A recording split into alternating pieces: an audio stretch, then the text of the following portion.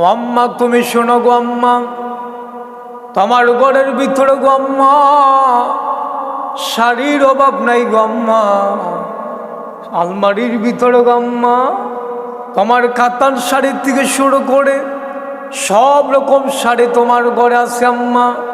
তবু তোমার মরার সময় গো আম্মা সাদা কাপড় লাগাইব, রঙিন কোনো জামা তোমার গায়ে লাগাইতো না।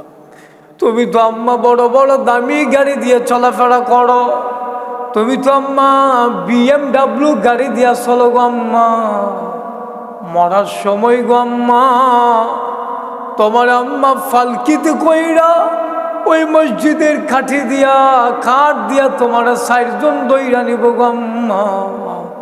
তুমি না নরম বিছনা ছাড়া ঘুমাইতে পারতা না, তুমি না শক্ত বিছানায় ঘুমাইতে পারতা না, তুমি কেমনে কবরের ভিতরে এই শক্ত বিছানায় ঘুমাইবা?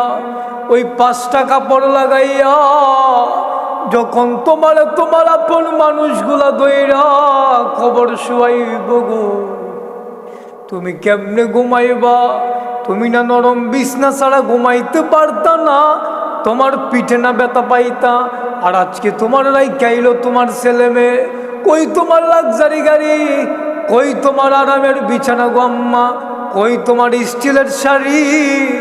সব জায়গায় সব পইরা রইল গো আম্মা, তোমার তো কিছু রইল না, শুধু মার্কেন শাড়ি। আর রাস্তার একটা মানুষের যেই কাপড় লাগাইবে, একজন বড় লোকের মানুষের সেই জামা লাগাইব, ফিরের যেই জায়গায় শুইব মরিদও সেই জায়গায় শুইব। একজন BMW গাড়ি দিয়া যাই চলতো, একজন ভিক্ষুকেরও সেই গাড়ি দিয়া ওই কবরের ভিতরে রাইখে আসবে, ঠিক কিনা?